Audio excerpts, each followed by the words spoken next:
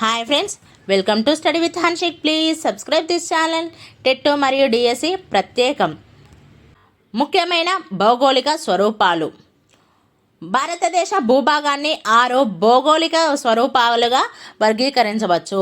హిమాలయాలు, గంగా సింధు నది మైదానం, ద్వీపకల్ప పీఠభూమి, తీర ప్రాంత మైదానాలు, ఎడారి ప్రాంతం, దీవులు. హిమాలయ పర్వతాలు ఒక చాపం వలె పడమర నుండి తూర్పుకి 2400 కిలోమీటర్ల పొడవున విస్తరించి ఉన్నాయి.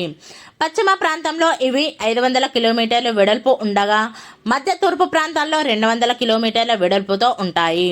పశ్చిమ ప్రాంతంలో వెడల్పు ఎక్కువ. విభిన్న పర్వత ప్రాంతాల్లో పర్వత ఎత్తుల్లో కూడా వ్యత్యాసాలున్నాయి. హిమాలయాల్లో సమాంతరంగా ఉండే 3 పర్వత శ్రేణులు ఉంటాయి. లోతైన లోయలు, విశాలమైన పీఠభూములతో ఈ పర్వత శ్రేణులు వేరు చేయబడి ఉన్నాయి. అన్నిటికన్నా ఉత్తరాన ఉన్న పర్వత శ్రేణిని ఉన్నత హిమాలయాలు లేదా హిమాద్రి అంటారు.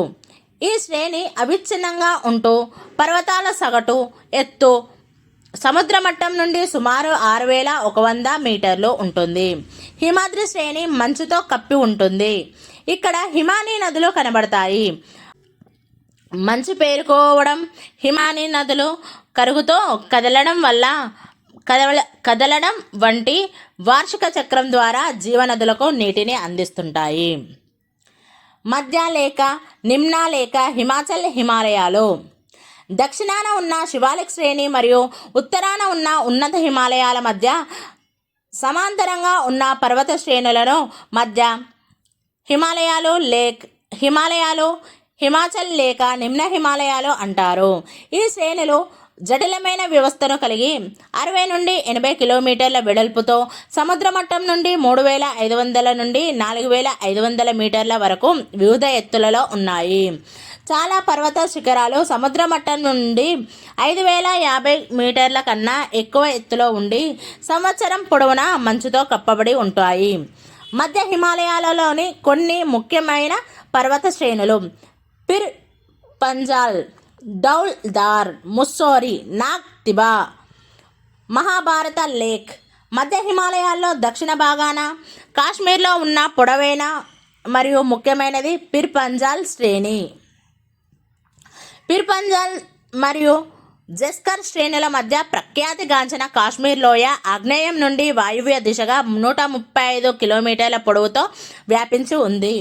ఈ లోయ 40 కిలోమీటర్ల వెడల్పుతో మరియు 4921 చదరపు కిలోమీటర్ల వైశాల్యంతో సముద్ర మట్టం కన్నా 1585 మీటర్ల సగటు ఎత్తులో ఉంది. మధ్య హిమాలయాల్లో తూర్పుగా ముస్సోరి మరియు నాగ్ తిబా శ్రేణులున్నాయి. ముస్సోరి శ్రేణి 2000-2600 మీటర్ల సగటు ఎత్తులో మరియు 120 కిలోమీటర్ల పొడవున ముస్సోరి నుండి లాన్స్ డౌన్ మధ్యన విస్తరించి ఉంది. ముస్సోరి, నైనిటాల్, చక్రాటా మరియు రాణికేట్ వంటి కొన్ని ముఖ్యమైన వేసవి విశ్రాంతి స్థావరాలు సముద్ర మట్టం నుండి 1500 నుండి 2000 మీటర్ల ఎత్తులో ఉన్నాయి. మధ్య హిమాలయ శ్రేణులు మానవ జీవనానికి తక్కువ ప్రతికూలతను మరియు ఎక్కువ అనుకూలతను కలిగి ఉన్నాయి. ఇక్కడ ఉండే హిమాలయ వేసవి విడుదలు: సిమ్లా, ముస్సోరి, రాణికేట్, నైనిటాల్, ఆల్మోరా, డార్జిలింగ్. శివాలిక్ శ్రేణి. శివాలిక్ హిమాలయాల ఆవిర్భావ చివరి దశలో ఏర్పడ్డాయి.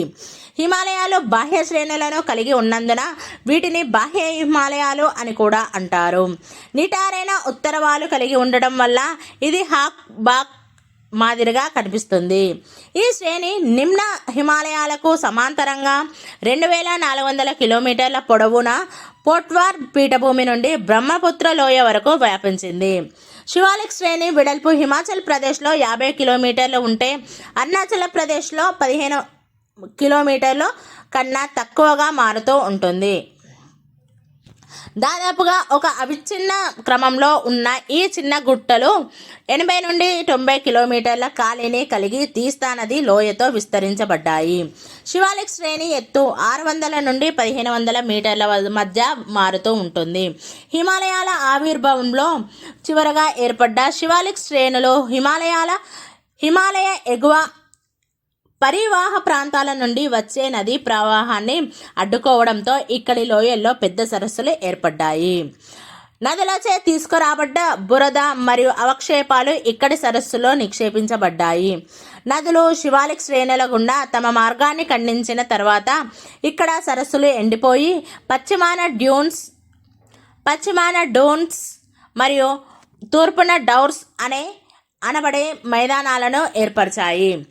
75 కిలోమీటర్ల పొడవు మరియు 15 నుండి 20 కిలోమీటర్ల వెడల్పైన ఉత్తరాంచల్లోని డెహ్రాడూన్ ఇలాంటి మైదానాలకు మంచి ఉదాహరణ. హిమాలయాలకు తూర్పు వైపున సరిహద్దుగా బ్రహ్మపుత్ర లోయ ఉంది.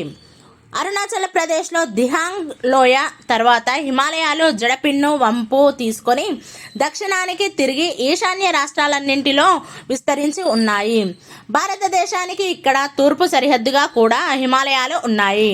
ఈ పర్వతాలను పూర్వాంచల్ అంటారు. ఇవి అవక్షేప శిలలతో ఇసుకతో ఏర్పడ్డాయి. ప్రాంతీయంగా పూర్వాంచల్ పర్వతాలను పాట్కాయ్ కొండలు, నాగా కొండలు, మణిపూర్ కొండలు, కాశీ కొండలు, మిజో కొండలు అంటారు. హిమాలయాల వల్ల శీతోష్ణ స్థితి అనేక విధాలుగా ప్రభావితం అవుతుంది.